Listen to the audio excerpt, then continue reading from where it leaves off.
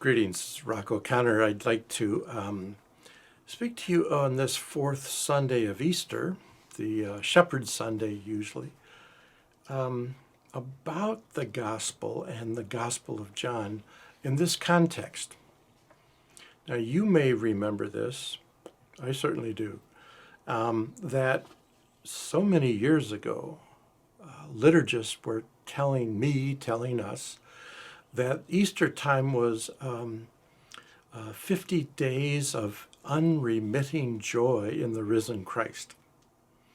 Now, I wasn't quite sure of that back then. However, now that I know that I'm an introvert, that works much less for me. Extroverts really were quite strong then, and yep, here we are. So what I perceive and what I want to share with you in several segments is something I believe I discovered, and you could be the judge of that, in the structure of John's Gospel of the readings during this Easter season. It's this,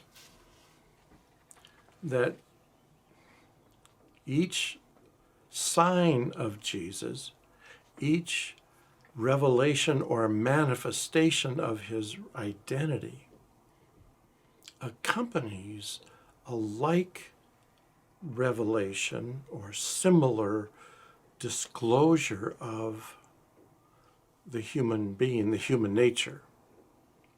So what I want to do is I'll work my way to chapter 10. I'm going to begin with chapter 1, then I'm going to say something about the Samaritan woman. In chapter 1, we hear this. Verse 10. The true light which enlightens everyone was coming into the world. He was in the world, and the world came into being through him. Yet the world did not know him. He came to his own, and his own people did not accept him. But to those who received him, who believed in his name, he gave power to become the children of God. Jesus' manifestation of himself as divine in John's Gospel didn't always meet with belief. But in the Samaritan woman story, in the Bread of Life discourse in chapter 6, and in chapter 10, today's reading about the sheep gate, I'm going to talk about a pattern of recognition. See what you think. In chapter 4, Jesus encounters the Samaritan woman. She comes up there and he says, "Give me to drink." And she, what? And he says, "If you but knew who was asking you for a drink, you would ask him to give you a drink, and he would have given you living water." The whole discussion in chapter 4 is around where human beings who encounter Jesus go to draw water. There is a word in Greek, pege, that's translated in most of our texts as, most of our Bibles as well. The well of Jacob was there. And another word whose name is escaping me right now, it sounds like sforzando, but it's not that classy, it's not that Italian. That word designates pit, like falling into the pit, praying from the pit, going to the cistern that is empty. The Samaritan woman goes to that place to draw water. It says so in the early text, but it's translated well. And John has this play on words. And she goes on to say to him, "Are you greater than our ancestor who gave us this well?" And blah, blah, blah. "Everyone who drinks of this water will be thirsty again. But those who drink of the water that I will give will never be thirsty. The water that I will give will become in them a spring of water, pege,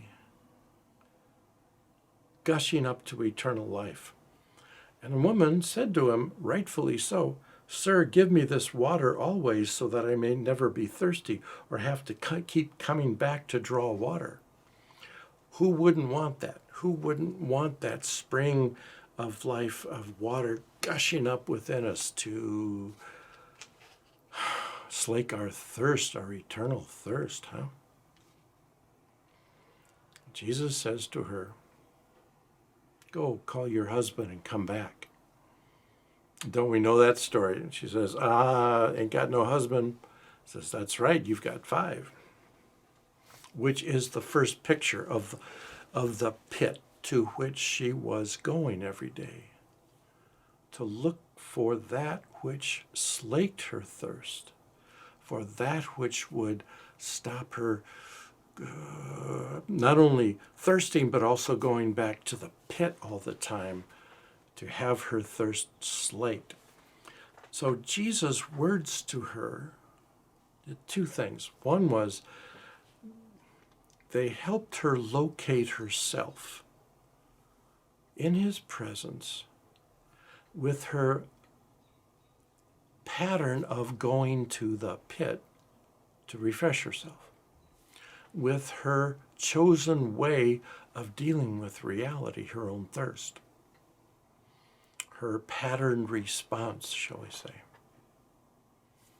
She recognized that when Jesus said, especially, hey, you've got 5 husbands. And what does she tell the people? She goes into the town of Samaria and tells people, he told me everything I've ever done. And why is that significant? That I believe her being situated before Jesus, being situated in her understanding of herself, new understanding of herself,